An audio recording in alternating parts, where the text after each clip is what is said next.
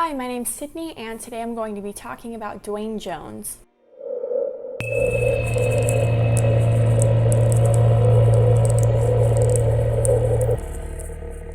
The past month or so, I've been trying to educate myself on Black history and the Black Lives Movement, and there's still a ton of work that needs to be done right now, but I think the first thing that we can be doing as white people is educating ourselves. As far as this channel goes, I do know a bit about Black history within horror, but as I'm going through this process of trying to learn more and educate myself, which I still have a ton to do, I thought I would just share what I learn as I go. Disclaimer, I don't think that my voice is the one that needs to be highlighted right now as far as sharing Black history, definitely not, but I do hope that in sharing this, it will maybe expose some people to information that they would have not heard otherwise. In the description below, I'm gonna share some links to some Black film historians who are really great resources and are a lot wiser than me when it comes to this topic. They also deserve a lot of recognition, so check out the links below. You probably recognize Duane Jones as Ben from the 1968 Night of the Living Dead. Before that though, he graduated from the University of Paris, Sorbonne, and studied acting in New York City. When George Romero and John Russo were writing the screenplay for Night of the Living Dead,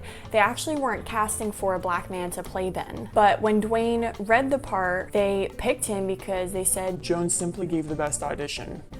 Simple as that. The screenplay and the script also weren't adjusted after a Black man was cast for the role. This made Duane Jones the first Black lead actor in a horror film and the first time a Black actor was cast as a non-ethnic lead in a major motion picture. The fact that he was Black wasn't meant to be this racial statement piece, it was just a casual reality. He felt like a real person without morphing into the Black stereotypes of the time and the ones that still exist within horror. For example, the Black person being the first one killed, or the spiritual guide, or what has been termed by Spike Jonze as the magical Negro, or the sacrificial Negro, or the spook bug-dyed character. Ben's character is assertive, he slaps a white woman, he's taking leadership, he's giving orders to the white men, and this isn't in the manners of the Black exploitation films of the time either.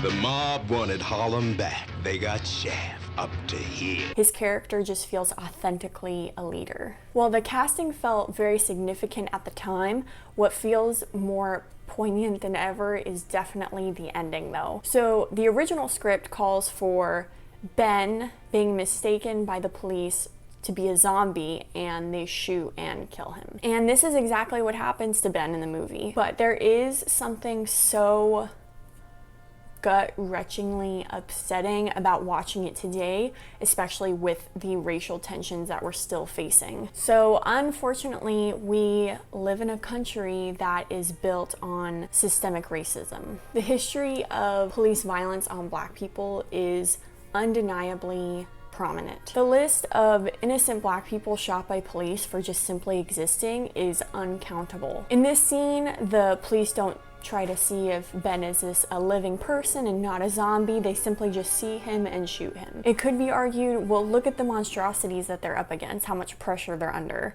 and how could they have known that Ben was alive?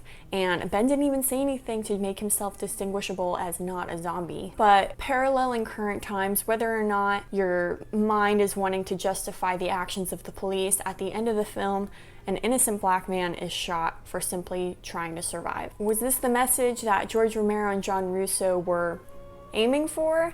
Absolutely not. But there's also no doubt in my mind that they couldn't see the racial implications that were present. Duane Jones also went on to make Ganja and Hess, which, in similar to Night of the Living Dead, this wasn't just a typical Black commercial vampire film, but it was more of a artistic, moody, atmospheric, surreal film in which Jones portrays an intelligent, wealthy anthropologist. When the movie came out, it was considered a Black art film, and it didn't really take in America, but at the Cannes Film Festival, it got a standing ovation. But the people in America at the time were more leaning into the blaxploitation films and looking for material more like Blacula. Only years later has it received the recognition as being a great iconic film. Jones starred in 8 films, and despite the other movies he was in, Duane Jones was worried about people only recognizing him as Ben. Jones still says he was so grateful for the role in film, but that it's his insistence to be seen as a total human being, not just a stereotype or one character. He never did see another George Romero film or another zombie film, but not because he had any tensions against that. It was more just that he kind of moved on. He also rarely gave interviews or answered questions about the movies he'd made. There is one interview I found that I'm also going to link below. That's pretty interesting.